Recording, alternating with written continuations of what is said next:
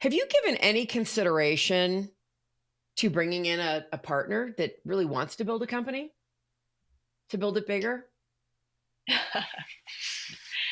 I interviewed some And I'm people not putting last year. myself out there for that, just as an FYI, just yeah. No, it's a good question because I interviewed some people last year, just both friends and people in my Mhm. professional sphere, and kind of laid it on the table for them and said, here's where I'm at in life.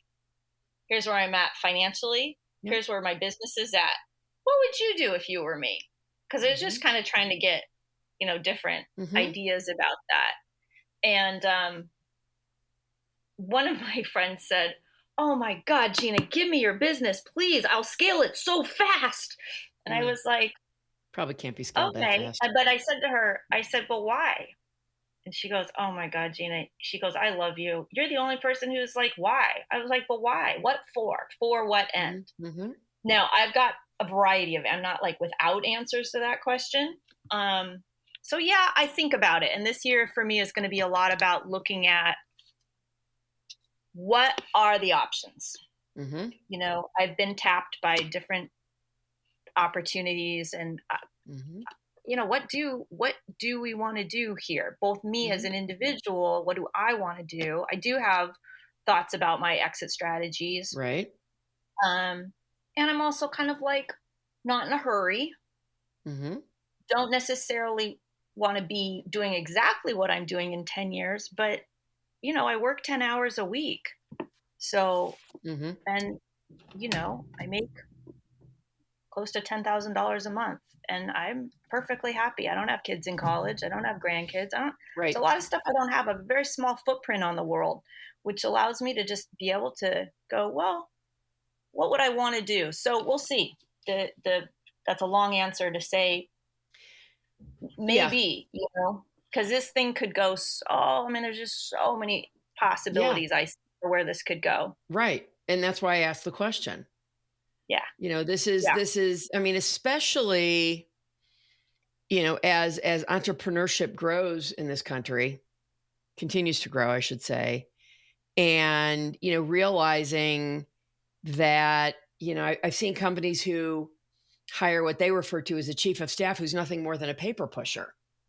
yep, That's not what a real that's not I mean, that's not what I believe a chief of staff is. You might as well just yeah, hire a great EA and have them do that work and call them exactly, that. Ex- Okay. exactly. Um, and, I think part of that is, why I ask about educating people, right? And of course, educating people takes marketing. So you're Yeah, not, constantly having to evangelize. yeah, yeah, and we'll see how long this train. I mean, right now I just am keeping the wheels on the train. Right. Because we keep growing 35 to 45% every single year on Yeah. top of year on top of year on top of year. Right. So every month right now, we're the biggest we've ever been, which while it's exciting, is like, okay, do we need to revamp that system now? Is it breaking? Is it about to Yes. break, or is it Right. already broken? Like, Right. this whole year is very much on guard for what's about to break, or it's already, I see cracks in it already. Mhm. Is our payroll system going to keep working the way we do it? Is Mhm. the way we do invoicing, is that still going to work? Like, when you have a spreadsheet with 5 rows on it, okay, it was easy. But now it's getting almost unwieldy in certain areas. So that's a Mhm. lot of this year is about just getting the scaffolding and the protection Right. around the important parts of the business, Mhm. and looking. And we also do one other thing we do that we don't advertise, that is, it's a whole other venue to go into, which is that we will train people who already have admins, and we will turn their admins into high performing EAs Very fabulous. I love that. in a coaching program. So That's really great. I just trained Jennifer in how to do that, and she's going to start next week with 2 admins that work for one financial advisor. And Mhm. then the next week, she's going to start with 2 other admins that work for 2 other partners in a business. Mhm. And that whole coaching program is all centered around our 8 core distinctions of being a high Right. performing EA. Mhm. And I said to her yesterday, as I was finishing training her, I said, Now the problem is this is probably all you're going to want to do, right? And she goes, yes, Gina, I'm afraid of that. All I'm going to want to do is coach. And I said, that's fine. We might just find another ops manager and you might just go run the coaching Right. division. And all you And do if is you run take it, yeah, if people. the company's growing that much, there will be a need for that, to have somebody like that internally, right? Yeah. So it's Um, fun. That's fun. yeah, no, I love that. So tell me about that coaching program. How long does it last? How often are they having calls? What does that look like? Yeah, super simple, right? We have 8 distinctions, so Right? we're super simple. We just do 8 calls. Each call includes one distinction. Every call is 1 hour. But what Okay. starts to happen is the distinction or the characteristic takes maybe 25% of the call. Mhm. 75% of the call is a little more like, what are you dealing with in reality with your executive? Based on what we just talked, so every call ends with you giving yourself an assignment. Okay, given the call I just had with my coach, I can see this week in my working with my executive, what I'm going to focus on is A, B, and C. Mhm. Then we come back to the next call and we review A, B, and C, right? Did you Mm. take ground in this? Did you practice this new way? So when calendar requests are coming at you, are you trying your new system? It's not like we're telling them how to go be an EA. We're helping them get over the hurdles that they're currently living Mhm. with their executive. Right. And so at least half the call is about dealing with your biggest pain points right now and Right. then mapping them on or applying yet another distinction of being a high performing EA, and just keep putting these 8 different tools into their Right. soup over an 8 or Mhm. 10-week period, Mhm. and then have their performance expand from that. Mhm. Mhm. That's really interesting. I love that.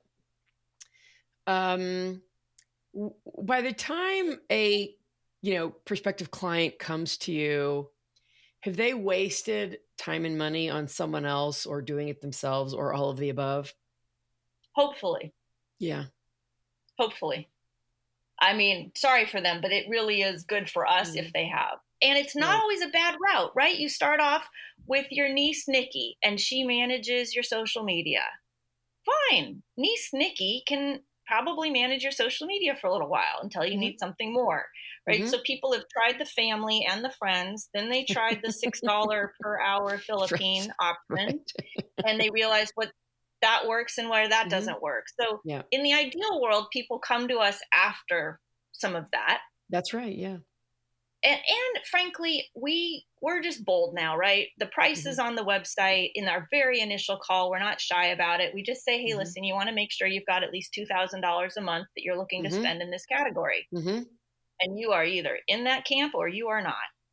Right. It's pretty, Right. we're not trying to convince people, oh, if you invest, and I was more like this in the early days, of course, right?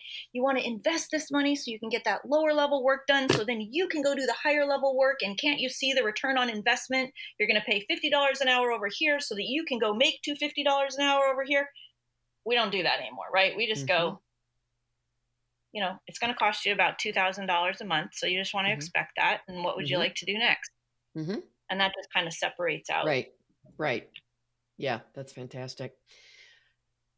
Do you have an ideal client? And if so, Well, what like makes you them read in ideal? my Yeah, I mean, what you read in my bio, I picked those words a couple years ago, swamped and successful. And Mhm. you got to be at a certain level of swamped to need an assistant. And not only that, but to be convinced that you need one, right? Because Yeah. founders and business owners, we're so insane Yeah. that it takes a fair amount of crash and burn and crash and burn and crash and burn before we're like, oh God, I can't actually keep living like this. I think I need an assistant. So Yeah. it's a certain level of swamped, and then enough level of success that you're able to invest a couple grand a month for that assistance, that you're not trying to just find somebody for $13 an hour, Right. in You get paid Tallahassee for. that, yeah. So swamped and successful is it just so happens because of a variety of things that happened in our business. We have a lot of financial advisors.